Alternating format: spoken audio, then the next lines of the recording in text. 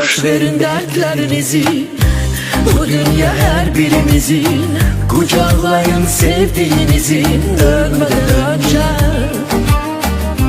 Bu hayat boşa bak yazır, dertleri boşamak lazım.